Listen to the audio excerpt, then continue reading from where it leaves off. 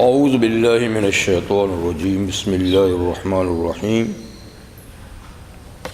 خلقکم من نفس واحدۃ ثم جعل منها زوجها وانزل لکم من الانعام ثمانیۃ ازواج یخلقکم فی بطون امہاتکم خلقا من بعد خلق فی ظلمات ثلاث ذالکم اللہ ربکم لہ الملک لا الہ الا ہو فأنا تصرفون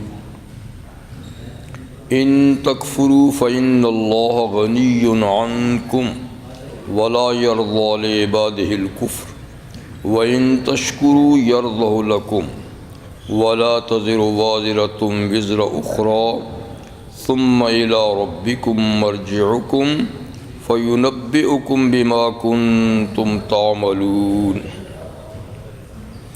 إِنَّهُ عَلِيمٌ بِذَاتِ الصُّدُورِ وَإِذَا مَسَّ الْإِنسَانَ ضُرٌّ دَعَا رَبَّهُ مُنِيبًا إِلَيْهِ ثُمَّ إِذَا خَوَّلَهُ نِعْمَةً مِّنْهُ نَسِيَ مَا كَانَ يَدْعُو إِلَيْهِ مِن قَبْلُ وَجَعَلَ لِلَّهِ أَندَادًا لِّيُضِلَّ عَن سَبِيلِهِ قل تمتع بكفرك قليلا إنك من أصحاب النار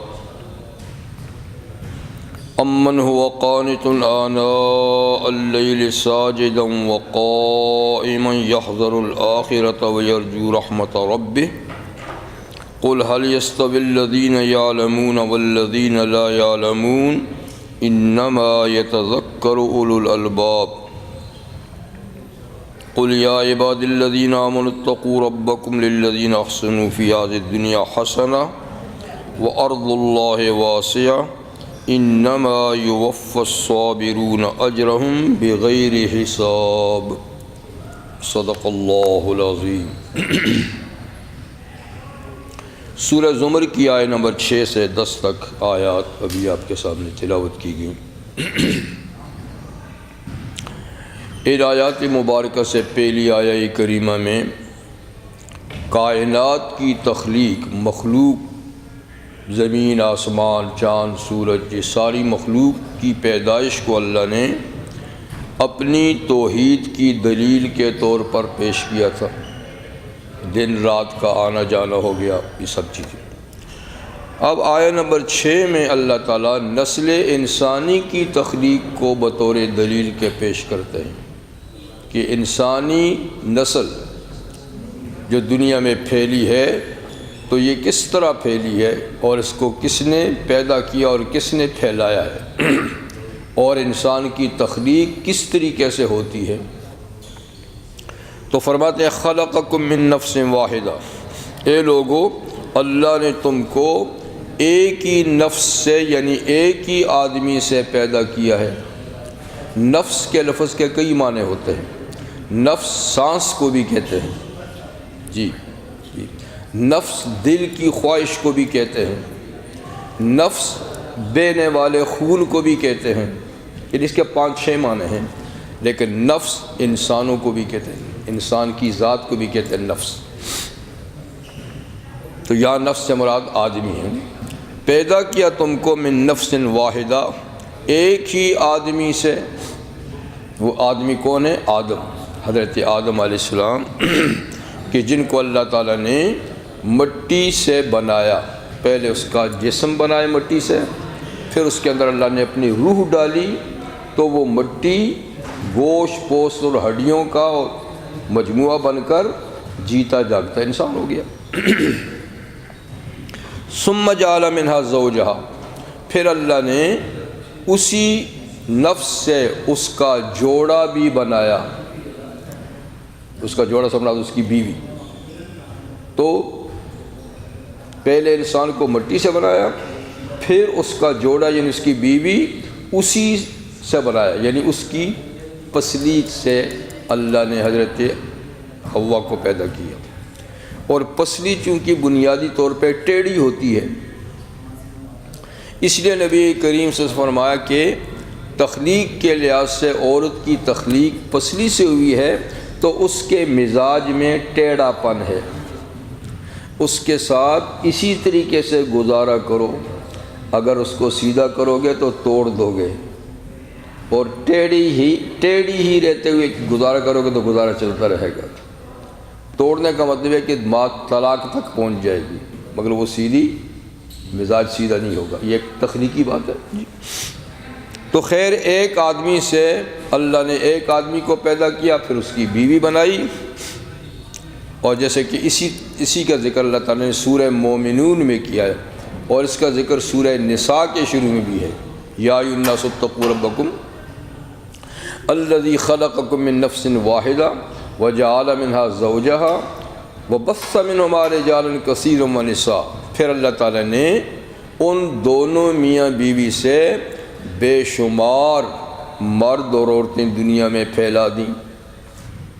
تو آج تک کتنے ہی انسان دنیا میں آئے ہیں، اور آج دنیا کے اوپر کتنے 5-6 ارب لوگ ہیں، یہ سب اسی ایک جوڑے کی اولاد ہیں، ایک جوڑے کی اولاد ہیں۔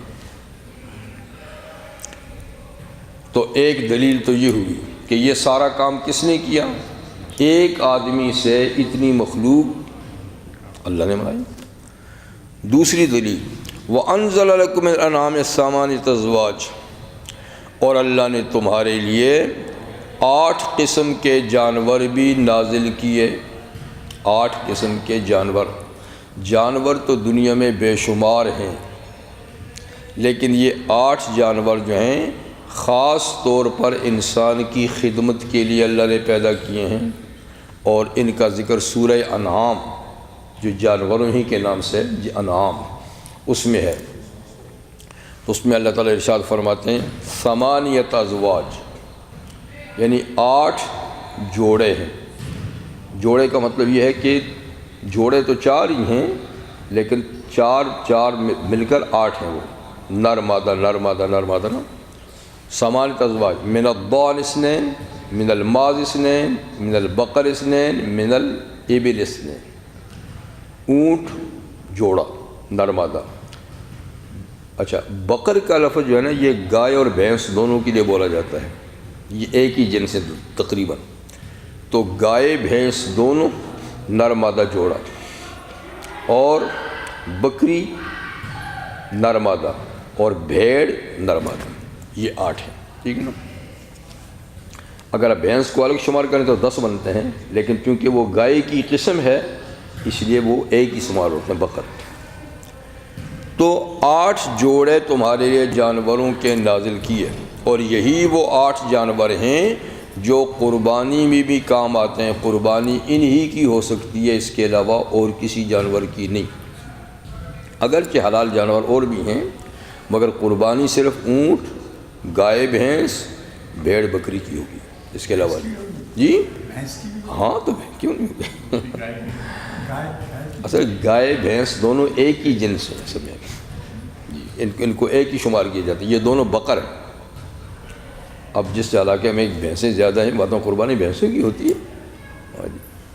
اب چونکہ عام زیادہ ہر جگہ نہیں ہوتی تو اس لیے گائے کی زیادہ ہوتی ہے، ویسے وہ بھی قربانی کے جانور ہیں جی۔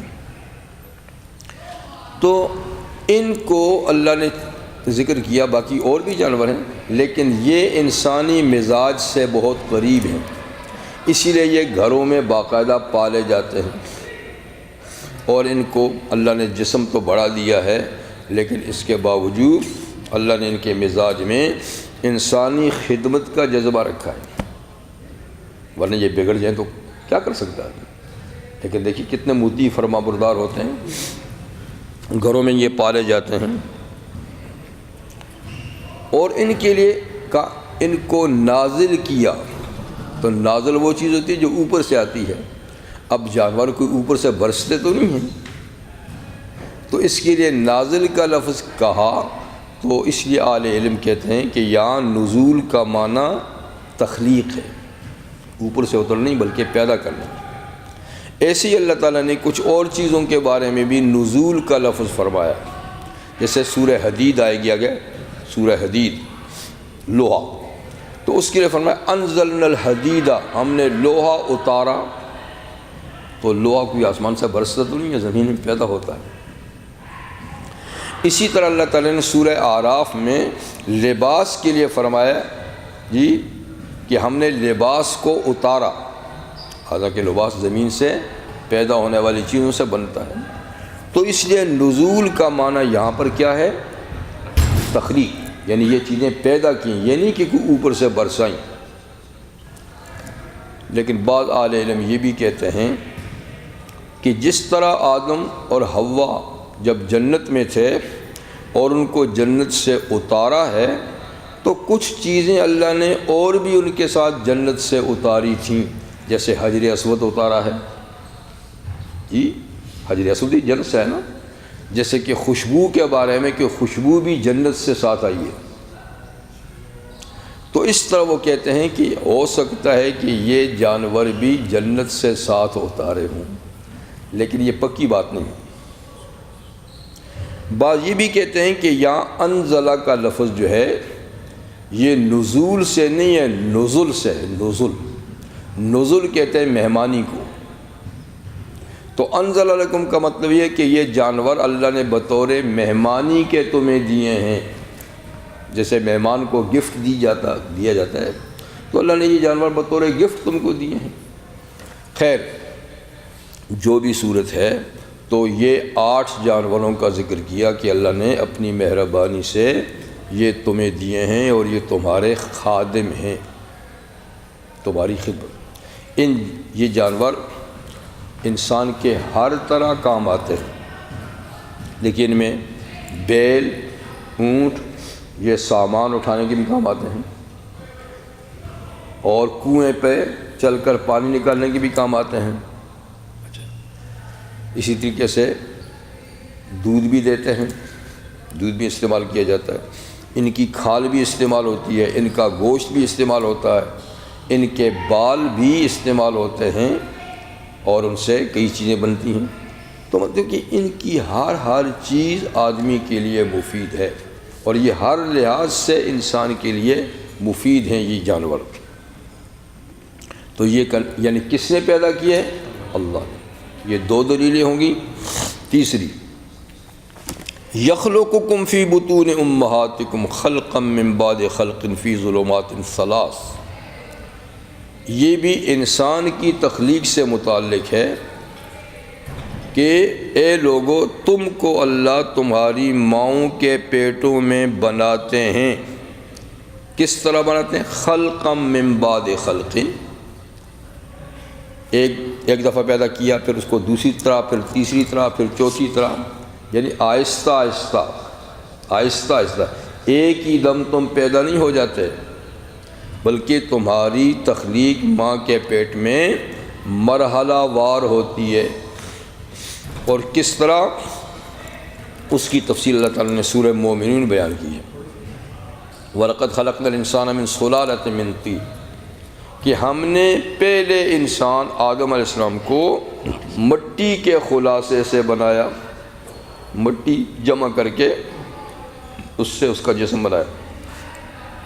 پھر آگے جو اس کی نسل ہم نے چلائی تو براہ راست مٹی سے انسان نہیں بنائے، ثم جعلناہ نطفۃ فی قرار مکین، آگے کے انسان پھر پانی کے ایک بوند سے بنائے، اس بوند کو اللہ نے ایک مضبوط ٹھکانے میں رکھا جو ماں کا رحم ہے، فی قرار مکین، ثم خلقنا النطفۃ علقہ، پھر ایک وقت گزرنے کے بعد اس پانی کے قطرے کو علقہ بنا دیا، لوتھڑا، ثم خلقنا العلقۃ مضغہ، پھر ایک وقت گزرنے کے بعد اس کو گوشت کی بوٹی بنا دیا، لوتھڑے کو، ثم خلقنا العلقۃ مضغہ ثم خلقنا المضغۃ عظاما، پھر اس بوٹی کو ہڈیوں میں تبدیل کر دیا، فَكَسَوْنَا الْعِظَامَ لَحْمًا، پھر ان ہڈیوں پر ہم نے اور گوشت چڑھا دیا، اور پھر سارے اعضاء بن گئے، ثم خلقا آخر، پھر اس میں روح پھونکی اور وہ جیتا جاگتا بچہ بن گیا۔ فَتَبَارَكَ اللَّهُ أَحْسَنُ الْخَالِقِينَ، یہ مرحلہ وار خلقا من بعد خلق، کہ 40 دن پانی رہا، 40 دن کے بعد بدل کے لوتھڑا بنا، 40 دن اور گزرنے کے بعد وہ گوشت کی بوٹی بن گیا، پھر 40 دن اس پہ گزرے تو وہ ہڈی بن گیا، پھر اس ہڈی پر 40 دن کے بعد گوشت چڑھایا، اعضاء بنے، روح پھونکی اور جیتا جگتا انسان ہو گیا۔ یہ ہے خلق من بعد خلق۔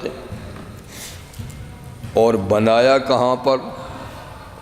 فی ظلمات ثلاث، 3 اندھیریوں میں، 3 اندھیروں میں اللہ نے بنایا۔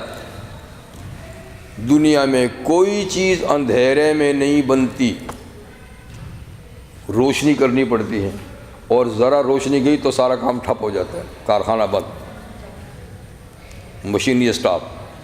لیکن اللہ کی قدرت دیکھو کہ ایک اندھیرا نہیں، 3 اندھیروں کے اندر انسان کو بنا رہا ہے۔ 3 اندھیرے کیا ہیں؟ ایک ماں کا پیٹ کا اندھیرا، ایک اس کے اندر وہ مقام رحم اس کا اندھیرا، ایک وہ جھلی جس میں بچہ لپٹا ہوتا ہے اس کا اندھیرا۔ تو 3 اندھیروں میں یصورکم فی الارحام کیف یشاء، پھر تمہاری تصویر بناتا ہے خدا اس اندھیرے میں جیسا چاہتا ہے، حسین و جمیل انسان۔ تو فرمایا کون بناتا ہے؟ یہ اللہ بناتا ہے۔ تم بھی تو اندھیرے میں کچھ بھی بنا کے دکھاؤ۔ اللہ کے لیے روشنی اندھیرا برابر ہے، روشنی اندھیرا ہمارے لیے ہے، اس کے لیے روشنی اندھیرا۔ جی اس آیت کو پڑھ کر ایک سکھ ڈاکٹر مسلمان ہوا، سکھ ڈاکٹر یعنی ایس راج رنجیت سنگھ، یہ الہ آباد، انڈیا کے الہ آباد میں تھا۔ اس نے ایسے اچانک قرآن مجید کھولا، یہ نہیں کہ کوئی پڑھنے کا ارادہ تھا، کہیں لائبریری میں دیکھا تو ایسا کھولا تو حسن اتفاق کے کھولا تو یہی آیت سامنے آ گئی، جیسے ہم نے ابھی کھولا جس سامنے ہے ایسے سامنے آ گئی، اور اس کی ساتھ میں ٹرانسلیشن تھی۔ تو اس نے آیت کو پڑھا، یعنی ٹرانسلیشن کو پڑھا، تو تھوڑی دیر سوچنے لگ گیا کہ بچہ جہاں بنتا ہے، پیدا ہوتا ہے، یہ تو طب کا ایک انتہائی اہم، یہ آج اس زمانے میں جب مشینری آئی ہے تو پتہ چلا کہ کیسے بنتا ہے، مشینری سے پتہ چلا کہ بچہ کہاں بنتا ہے، کیسے 3 اندھیروں میں بنتا ہے۔ تو ہمیں اب پتہ چلا محمد صلی اللہ علیہ وسلم کے زمانے میں تو سائنسی طب ابتدائی مرحلے میں بھی نہیں تھی، کوئی آلہ ہی نہیں تھا اندر کے حالات معلوم کرنے کا۔ تو یہ کس طریقے سے انہوں نے کہا ہے کہ 3 اندھیروں میں بنتا ہے؟ ان کو 3 اندھیروں کا کیا پتہ چلا؟ مشینری نہیں تھی اس زمانے میں۔ پھر سوچنے لگا کہ یقیناً کسی ایسی ہستی نے ان کو بتایا ہے کہ جس نے سب کچھ دیکھا ہے کہ کہاں بنتا ہے، کیسے بنتا ہے۔ تو یہ ان کی کلام نہیں ہے، یعنی لوگ کہتے ہیں کہ قرآن محمد صلی اللہ علیہ وسلم کی کتاب ہے، انہوں نے لکھی ہے، یہ ان کی کلام نہیں ہو سکتی کہ طب کا یہ اہم ترین مسئلہ وہ کیسا ذکر کر سکتے ہیں؟ یقیناً کسی ایسی ہستی نے ان کو بتایا ہے جس کے لیے سارے راز افشا ہیں، یہ خدا ہی کی کتاب ہے۔ تو مسلمان ہو گئے۔ تو بات سوچنے کی ہے، بات سوچنے کی ہے۔ جو آدمی سوچتا ہے تو ایک آیت بھی ہدایت کے لیے بس، نہیں سوچتا تو سارا قرآن بار بار پڑھتا ہے تو کچھ بھی نہیں ہوتا۔ جی اب اللہ تعالیٰ اپنا تعارف کرتے ہیں، ذالکم اللہ ربکم، اے بھولے بھٹکے انسانوں، جو خدا یہ کام کر سکتا ہے یہ ہے اللہ تمہارا رب۔ تم اس کی تلاش میں کہاں کہاں پھر رہے ہو اور کن کن کے سامنے ہاتھ جوڑ رہے ہو، سجدے کر رہے ہو، یہ جو یہ کر سکتا ہے وہ اللہ ہے تمہارا رب۔ لہ الملک، یقین رکھو کہ ساری کائنات کی حکومت اسی کی ہے، سب کچھ اسی کا ہے۔ لا الہ الا ہو، اس کے سوا کوئی عبادت کے لائق نہیں۔ فَأَنَّا تُصْرَفُونَ، تو تم کہاں پھرے جا رہے ہو، کہاں بھٹکے ہوئے جا رہے ہو؟ اللہ تو یہ ہے، تم کہاں کہاں اس کو تلاش کر رہے ہو، کبھی درختوں میں کر رہے ہو، کبھی پتھروں اور مورتیوں میں تلاش کر رہے ہو، کبھی قبروں پہ جا رہے ہو۔ یہ ہے اللہ جس کے اندر یہ صفات ہے۔ اس کے بعد حق تعالیٰ شانہ کفر اور اسلام یعنی کفر اور ایمان کا تقابل کر رہے، بتا رہے کہ کفر کیا ہے، ایمان کیا ہے، اور دونوں کا انجام کیا ہے۔ کہتے ہیں ان تکفروا، اس سب کچھ کے باوجود کہ ہم نے اپنی پہچان کرا دی، اللہ نے اپنی پہچان کرا دی، اس کے باوجود ان تکفروا، اگر تم اللہ کا انکار کرو، اللہ کے ساتھ کفر کرو، انکار کرو، تو اللہ کا کیا بگڑتا ہے، اللہ کا کیا نقصان ہے؟ اس کی خدائی میں کوئی فرق نہیں آئے گا اگر تم سارے انسان بھی کفر کرو، نہ مانو، اس لیے کہ فَإِنَّ اللَّهَ غَنِيٌّ عَنْكُمْ، اللہ تم سے غنی ہے، اللہ کو تمہاری ضرورت نہیں، اس تمہارے کفر سے اس کا کوئی بگڑتا نہیں، اس لیے کہ وہ تم سے غنی ہے، اس کو تمہارے کفر سے کوئی نقصان نہیں پہنچتا۔ لیکن اتنا ضرور رکھو کہ وَلَا يَرْضَى لِعِبَادِ الْكُفْرِ، اللہ اپنے بندوں کے کفر پر راضی نہیں ہے، ناراض ہے۔ اگر کوئی اللہ کا انکار کرتا ہے، کفر کرتا ہے، شرک کرتا ہے، تو یہ چیز اللہ کی ناراضگی کا ذریعہ ہے، اللہ اس پہ راضی نہیں، لیکن اس سے اللہ کا بگڑتا بھی کچھ نہیں ہے، وہ تو غنی ہے، سب کچھ اس کا ہے۔ اگر کچھ سر پھیرے لوگ اس کا انکار کریں تو اس کی خدائی میں کوئی فرق نہیں آتا، نقصان ہے تو تمہارا اپنا ہوگا۔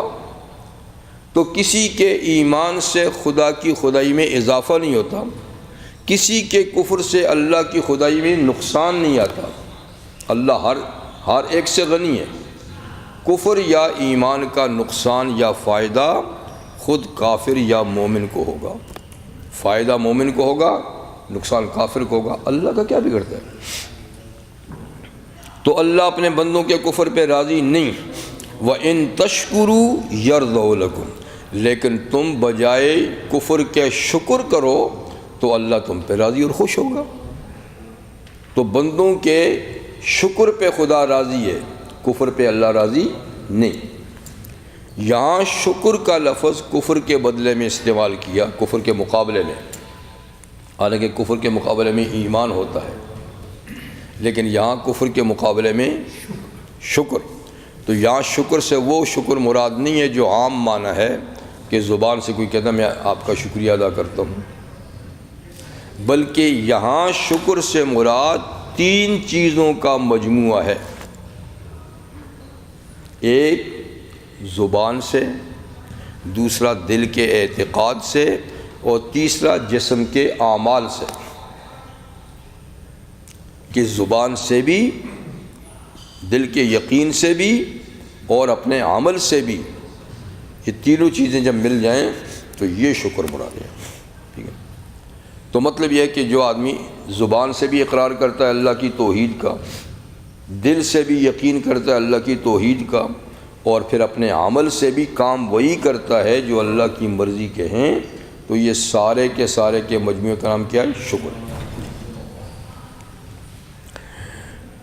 تو یہاں مجموعے کا نام شکر ہے۔ ویسے شکر آپ 3 طریقوں میں سے کسی ایک طریقے سے بھی ادا کر سکتے ہیں۔ عام شکر جس کو کہتے ہیں نا، یعنی زبان سے کہہ دیں شکریہ، یا عربی میں کہہ دیں الشکر للہ، یا کہیں الحمدللہ، یہ زبانی شکر ہوگا۔ دل سے اس کی عظمت کا خیال دل میں رکھیں، جس نے نیکی کی یا بھلائی کی ہے، یہ دل کا شکر ہے۔ اور پھر زبانی طور یعنی عملی طور پہ کوئی اس کی خدمت بجا لے آئیں تو یہ عمل کا شکر ہو جائے گا۔ لیکن یہاں جو شکر ہے وہ تینوں کے مجموعے کا نام ہے، خالی زبان سے نہیں، خالی دل سے نہیں، خالی عمل سے نہیں، تینوں۔ وَلَا تَزِرُ وَازِرَةٌ وِزْرَ أُخْرَىٰ، اور اللہ ایک یہ قانون بھی بتاتے ہیں کہ کوئی شخص دوسرے کا بوجھ نہیں اٹھائے گا۔ قیامت کے دن کوئی شخص دوسرے کا بوجھ نہیں اٹھائے گا۔ بعض کافر یہ بھی کہتے تھے نا مسلمانوں کو، ارے تم ہماری بات مان لو، آگے کچھ ہوا نا ہم ذمہ دار ہیں، آگے کچھ ہوا نا ہم ذمہ دار ہیں۔ اللہ فرماتے ہیں کوئی کسی کا ذمہ دار نہیں ہے، ہر آدمی کل نفس بما کسبت رہینہ، ہر آدمی اپنے عمل میں رہن اور بند رہے گا، ٹھیک ہے نا۔ اور سورہ لقمان میں ہے کہ کوئی باپ بیٹا کا اور کوئی بیٹا باپ کا بوجھ نہیں اٹھائے گا۔ فرمایا سورہ فاطر میں کہ کوئی رشتہ دار بھی رشتہ دار کا بوجھ نہیں اٹھائے گا، نہ دوست دوست کا اٹھائے گا، ہر شخص اللہ کی عدالت میں اپنا بوجھ اٹھائے گا۔ ثم الی ربکم مرجعکم، پھر تمہارا واپس لوٹنا تمہارے رب کے پاس ہوگا۔ فَيُنَبِّئُكُم بِمَا كُنتُمْ تَعْمَلُونَ، تو اللہ تمہیں بتا دے گا جو تم دنیا میں عمل کرتے تھے۔ اللہ کے پاس تمام اعمال کا ریکارڈ موجود ہے، خود اللہ کے علم میں ہے۔ ایک فرشتے بھی سب کچھ ریکارڈ لکھ رہے ہیں، دو جی، اور انسان کے جسم کے اعضاء بھی اپنے عمل پر شہادت دیں گے، تین جی، اور پھر اڑوس پڑوس کے لوگ وہ بھی شہادت دیں گے کہ ہماری سوسائٹی میں ہمارے ہاں ایسے ایسے یہ آدمی کام کرتا رہا، اور زمین بھی سب کے اعمال کو ریکارڈ کر رہی ہے۔ اس کی پشت پہ جو آدمی کام کر رہا ہے سب اس میں ریکارڈ ہو رہا ہے۔ تو یہ ساری شہادتیں ہوں گی، تو اس لیے کیا ہوگا، اللہ تمہارے تمام اعمال کی تمہیں خبر دے گا۔ خبر دینے کا مطلب ہے کہ اس کے اوپر سزا یا جزا مرتب کرے گا۔ انہ علیم بذات الصدور، بے شک اللہ تو سینے کے راز بھی جانتا ہے۔ عمل تو عمل ہیں، جو دل میں خیال آتے ہیں خدا تو وہ بھی جانتا ہے، عمل تو عمل ہے جی۔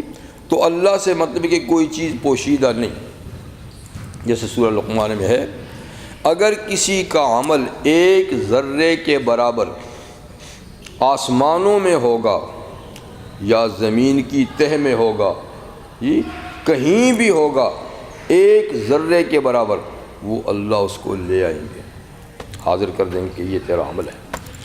تو نتیجہ کیا ہوگا، فَمَن يَعْمَلْ مِثْقَالَ ذَرَّةٍ خَيْرًا يَرَهُ وَمَن يَعْمَلْ مِثْقَالَ ذَرَّةٍ شَرًّا يَرَهُ، جس نے ذرہ برابر بھی نیکی کی ہوگی وہ سامنے دیکھ لے گا، جس نے ذرہ برابر بھی برائی کی ہوگی سامنے دیکھ لے گا۔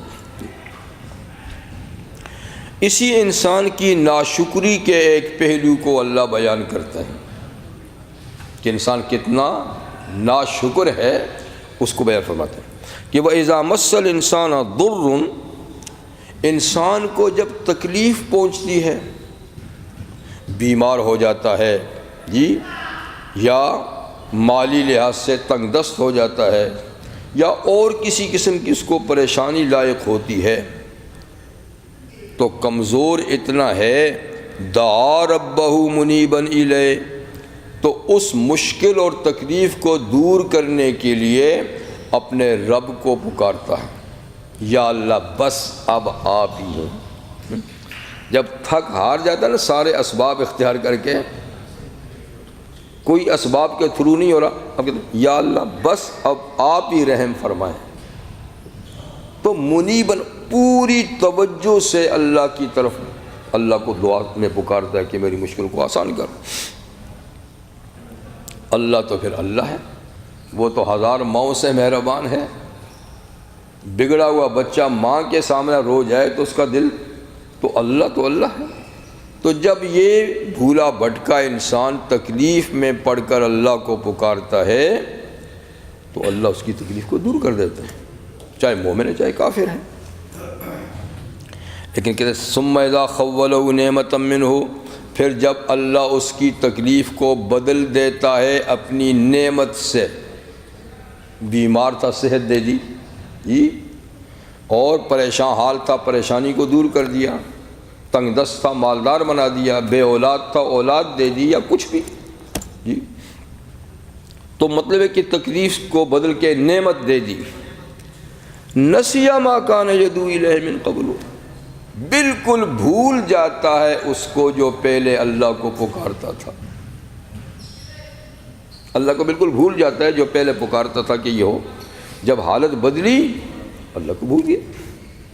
سورہ یونس میں ہے مرہ کأن لم یدعنا الی ضر مسہ، تکلیف آتی ہے تو کھڑے بھی بیٹھے بھی لیٹے بھی اللہ اللہ اللہ اللہ کرتا ہے. جب تکلیف دور کرتے مرہ کأن لم یسع کأن لم، اس طرح جاتا ہے جیسے کہ کبھی اس نے زندگی میں ہمارا نام بھی نہیں لیا. ایسا بھولتے کہ جیسے ہمارا نام بھی نہیں لیا. اور کیا کرتا ہے وَجَعَلَ لِلَّهِ أَنْدَادًا، اور اللہ کے ساتھ شریک بنانے لگ لیتا ہے. اس وقت اکیلے خدا کو پکارتا ہے. جب تکلیف دور ہوئی پھر اللہ کے ساتھ پارٹنرشپ کرا دیتا ہے.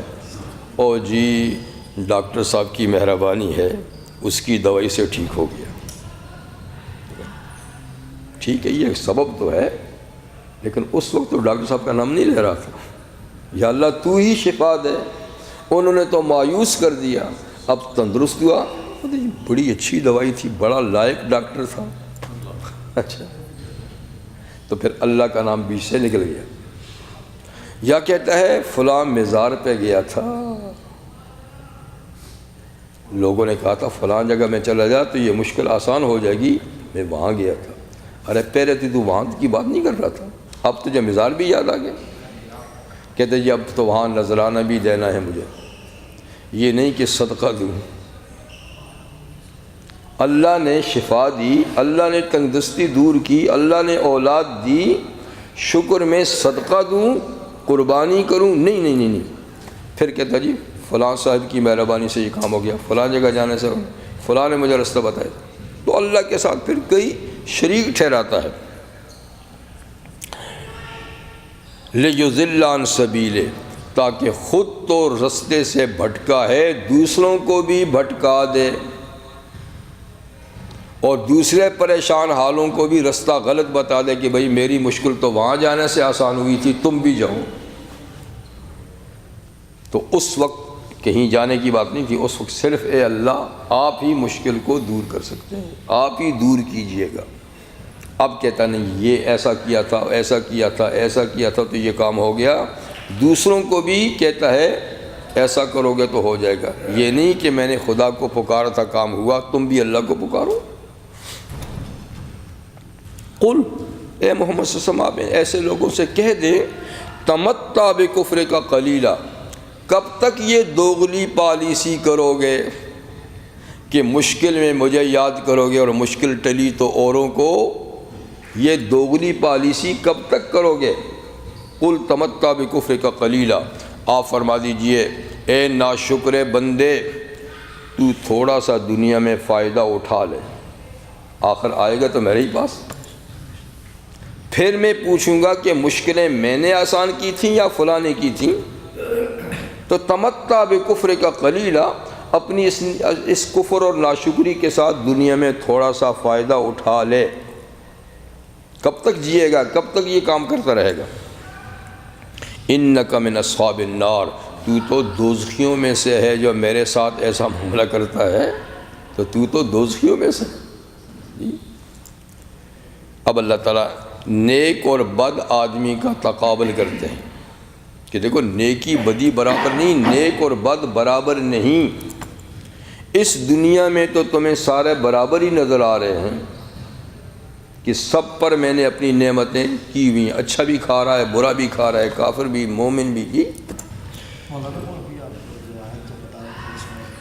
عمر سنا یہ جاتا کہ وہ ڈاکٹر صاحب تھے، اچھی دوا دے دی. نا وہ سبب کے طور پہ تو آپ کہہ سکتے ہیں، لیکن یہ کہیں کہ ایسا ہی ہوا ہے، اسی کی دوا سے ہوا ہے، یہ تو بات نہیں.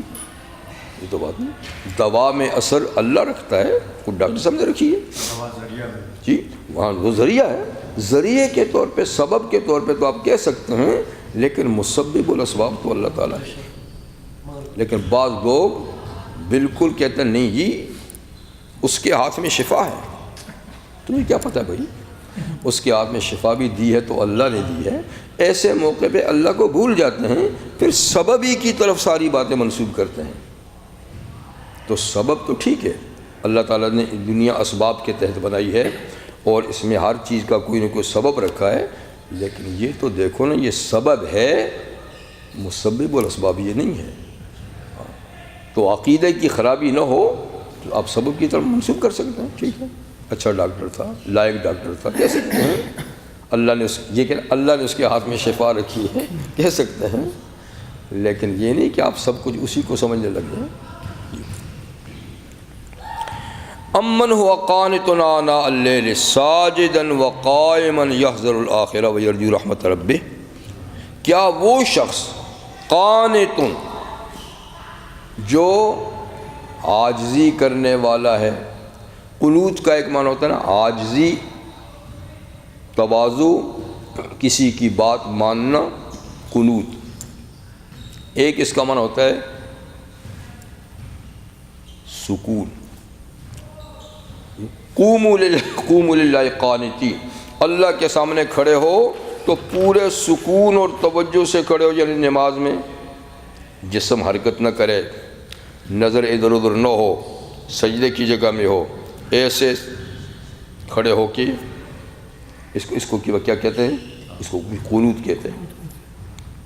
اور قنوت کا معنی لمبی قرات بھی ہے، قرآن مجید کی نماز میں لمبی قرات کو بھی قنوت کہتے ہیں، جیسے کہ افضل یعنی بہترین نماز وہ ہے کہ طول القنوت، جس میں قنوت لمبا ہو، یعنی اس میں قرات لمبی ہو، تو لمبی قرات کو بھی قنوت کہتے ہیں، ٹھیک ہے نا، عاجزی کو بھی قنوت کہتے ہیں، اور قنوت دعا کو بھی کہتے ہیں، جیسا ہم دعائے قنوت کہتے ہیں، دعا کو بھی کہتے ہیں جی، اور نماز کے اندر پورے سکون کو بھی قنوت کہتے ہیں۔ تو کیا وہ شخص قانتن یعنی جو اپنے رب کے ساتھ پورے سکون سے کھڑا ہے نماز میں، پھر اس میں اہل علم کا اختلاف ہے کہ طول القنوت کی نماز افضل ہے یا کثرت سجود کی نماز افضل ہے، یعنی زیادہ رکعتیں، زیادہ سجدے افضل ہیں یا کم سجدے لیکن قنوت تلاوت زیادہ۔ تو بعض اہل علم کہتے ہیں کہ قنوت افضل ہے، جیسے حدیث میں بھی ہے، بعض کہتے ہیں کہ کیونکہ سجدہ جو ہے نا یہ نماز کا خلاصہ ہے، اور بندہ جیسے حضور نے فرمایا کہ بندہ دنیا میں سب سے زیادہ قریب اللہ کے اس وقت ہوتا ہے جب وہ سجدہ کرتا ہے، تو سجدے کی حالت میں سب سے زیادہ بندہ اللہ کے قریب ہوتا ہے، تو اس لیے وہ کہتے ہیں کہ کثرت سجود یعنی زیادہ رکعتیں، زیادہ سجدے افضل ہیں۔ بہرحال یہ کوئی ایسی بات نہیں۔ تو جو شخص یعنی آناء اللیل رات کی گھڑیوں میں، رات کے اوقات میں، قانتن اللہ کے سامنے عاجزی سے کھڑا ہے، ساجدن وقائما سجدے کی حالت میں، قیام کی حالت میں، یہ مطلب ہے کہ رات بھر وہ نماز پڑھتا ہے، توجہ سے نماز پڑھتا ہے، اور ساتھ میں یحذر الآخرہ آخرت کی گرفت سے ڈرتا بھی ہے، آخرت کی مشکلات سے ڈرتا بھی ہے، اور رات بھر قیام اور سجود میں اپنا وقت گزرتا ہے۔ وَيَرْجُو رَحْمَتَ رَبِّهِ اور اس عبادت کے ساتھ ساتھ وہ اپنے رب کی رحمت کی امید بھی رکھتا ہے کہ اللہ میرے عمل کو ضائع نہیں کریں گے اور میرے اس عمل پہ اللہ تعالیٰ ضرور اجر و ثواب دیں گے۔ مطلب کہ خوف بھی ہے، ڈر بھی ہے، آخرت کا خوف بھی ہے، آخرت کی امید بھی ہے۔ تو امید اور خوف کی حالت میں وہ رات کو کھڑا سجدے قیام میں عاجزی کے ساتھ، ایک وہ بندہ ہے،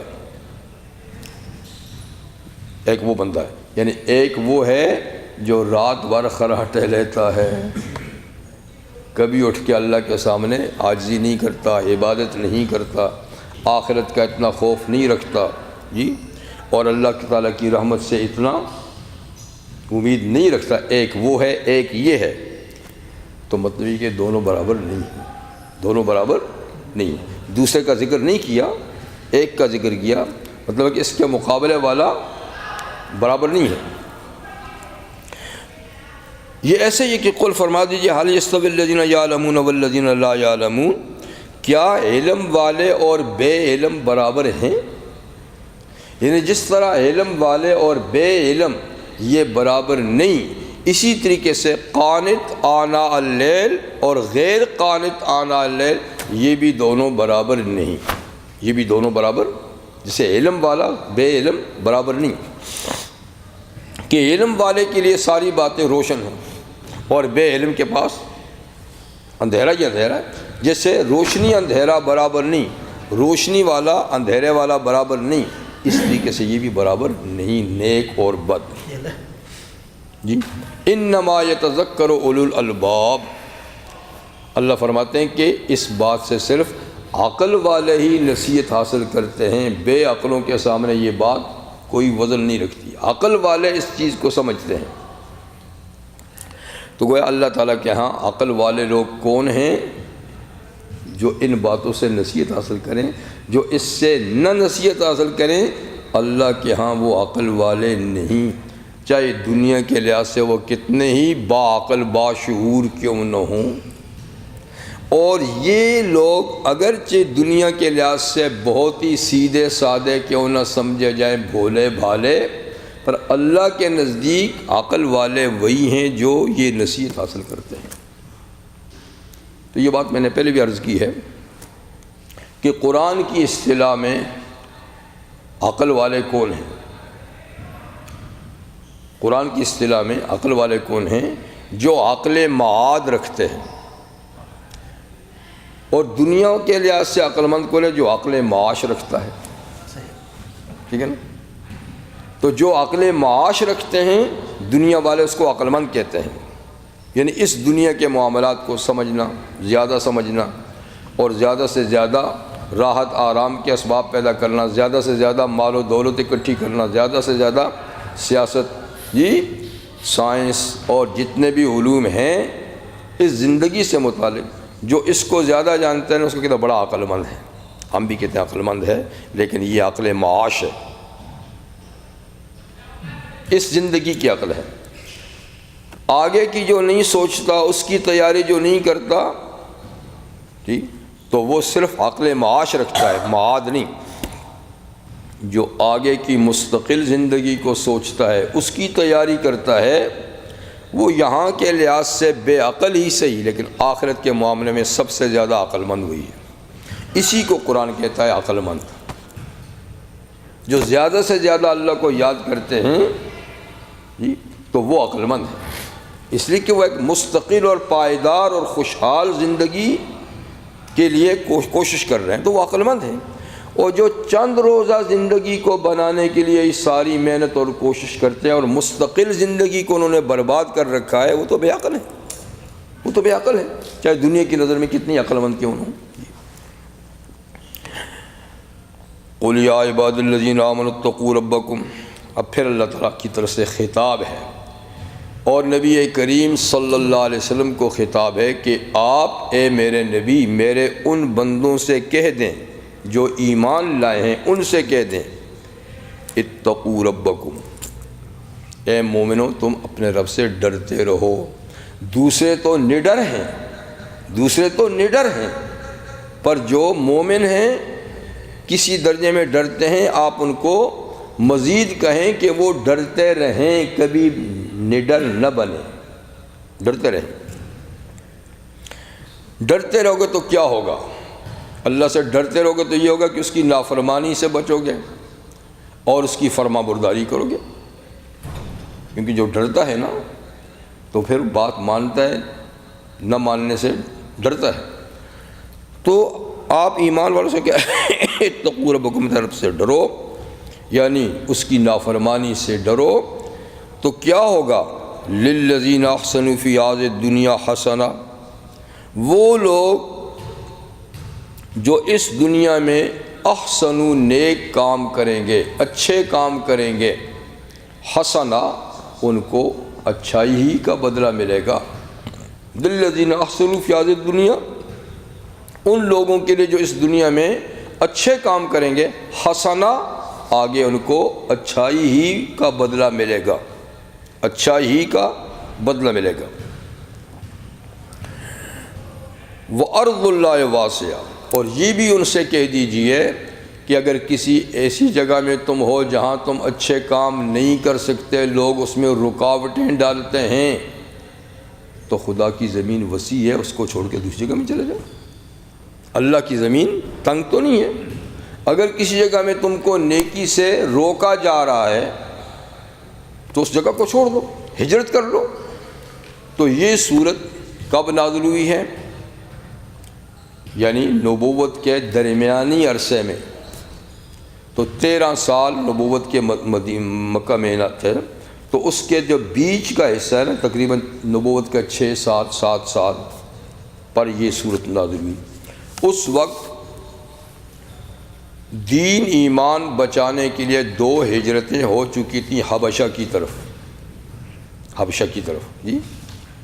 تو اللہ تعالیٰ باقی جو لوگ تھے مکہ میں جن کو ستایا جاتا تھا، ان کو عبادت کی اجازت نہیں تھی، پریشان کیا جا رہا تھا، ان کو اللہ فرماتے ہیں کہ جس طرح تمہارے بھائی باندھ مکہ چھوڑ کے حبشہ گئے ہیں، تو خدا کی زمین وسیع ہے، اگر تمہیں بھی یہ لوگ پریشان کرتے ہیں، عبادت نہیں کرنے دیتے، تو اللہ کی زمین وسیع ہے، تم مدینہ چلے جاؤ۔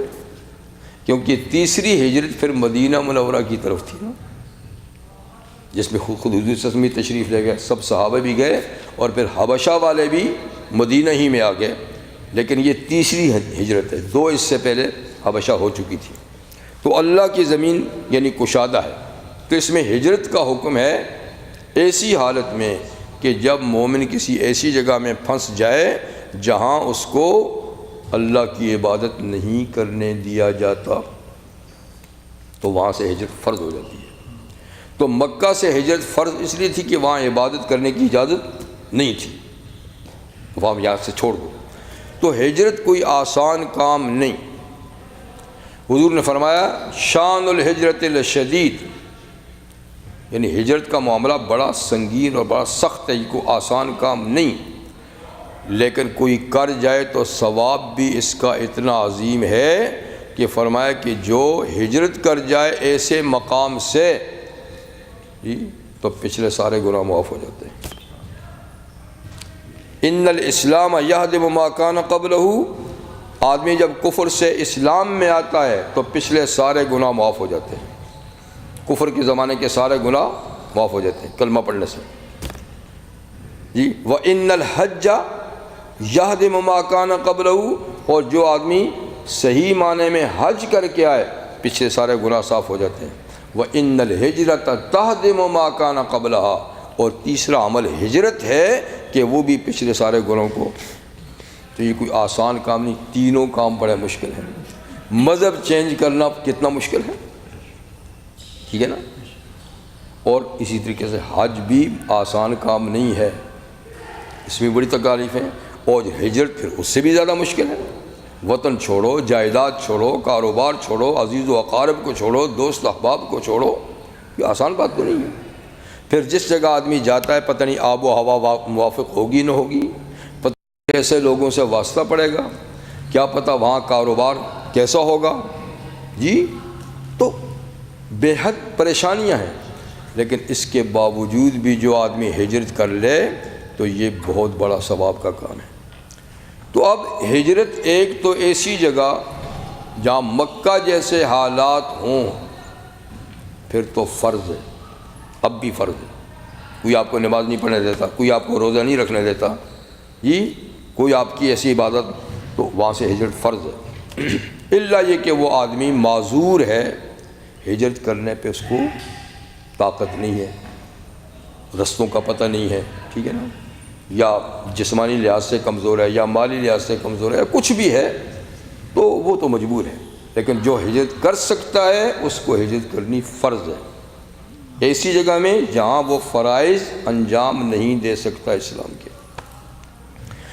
اسی طریقے سے کسی ایسے معاشرے اور سوسائٹی سے بھی ہجرت کرنی لازمی ہے جہاں چاروں طرف گناہ ہی گناہ ہیں، چاروں طرف گناہ ہی گناہ ہیں، اور اس کو شدید اندیشہ کہ میں بھی کسی وقت کہیں گناہ میں پھنس نہ جاؤں، ایسا تو ایسی سوسائٹی کو بھی چھوڑ کر دوسری جگہ میں چلا جائے جہاں کم از کم ایسی چیز نہ ہو. لیکن ایسی اگر بات نہیں ہے، آدمی اپنے فرائض، اپنے واجبات، اپنے دین پہ باقاعدہ عمل کر سکتا ہے، کوئی رکاوٹ نہیں ہے، تو پھر ہجرت فرض نہیں ہے. ٹھیک ہے. تو گناہ کی جگہ سے چلے جانا یہ اچھی بات ہے، لیکن اپنا تحفظ کر سکتا ہے تو پھر ضروری نہیں ہے. لیکن جہاں فرائض پر ہی پابندی ہے، نماز روزے، تو وہاں سے فرض ہے. تو ارض اللہ واسع، اللہ کی زمین کشادہ ہے. انما یوفی الصابرین اجرہم بغیر حساب. اب جو ہجرت کرے گا یقیناً اس کو بہت بڑا صبر کرنا پڑے گا. کس سے؟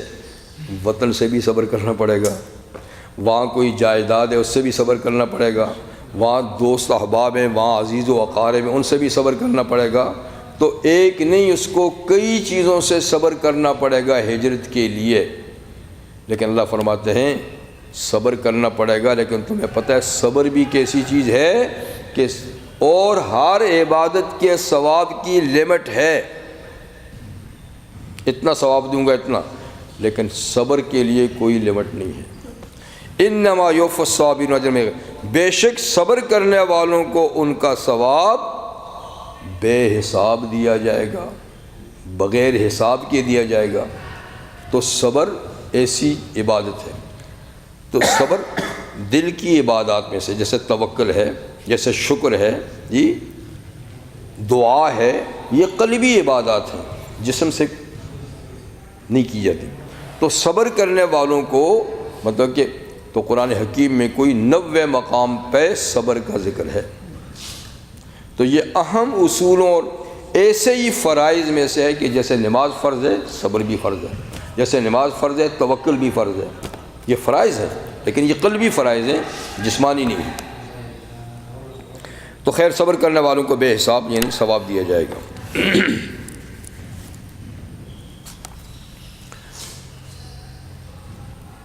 سورت کے شروع میں یہ تھا کہ فدعوا اللہ مخلصین لہ الدین، اللہ کو پکارو، اس کی عبادت کرو اس حال میں کہ اس کے دین کو بالکل خالص رکھ کر، ذرا بھی اس میں کسی کی پارٹنرشپ نہ ہو، دکھاوا بھی نہ ہو. تو اللہ وہ چیز قبول کرتے ہیں.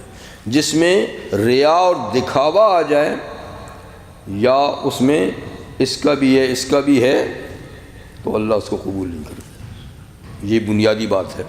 اسی لیے یہاں نبی کریم صلی اللہ علیہ وسلم سے یہ کہلایا جا رہا ہے کہ جیسے تمہیں میں کہتا ہوں کہ مخلصین لہ الدین، اللہ کی عبادت بالکل خالص اور کھری کرو. تو قل انی امرت، کہہ دیجئے کہ مجھے بھی اللہ کی طرف سے یہ حکم ہے، ان اعبد اللہ مخلصا لہ الدین، کہ میں اللہ کی عبادت ایسے کروں کہ اس کے دین کو بالکل خالص بنا کر کروں، بغیر کسی ملاوٹ کے. وَأُمِرْتُ لِأَنْ أَكُونَ أَوَّلَ الْمُسْلِمِينَ، اور مجھے اس بات کا بھی حکم ہے کہ میں سب سے پہلا اللہ کا تابعدار اور فرما بردار ہوں.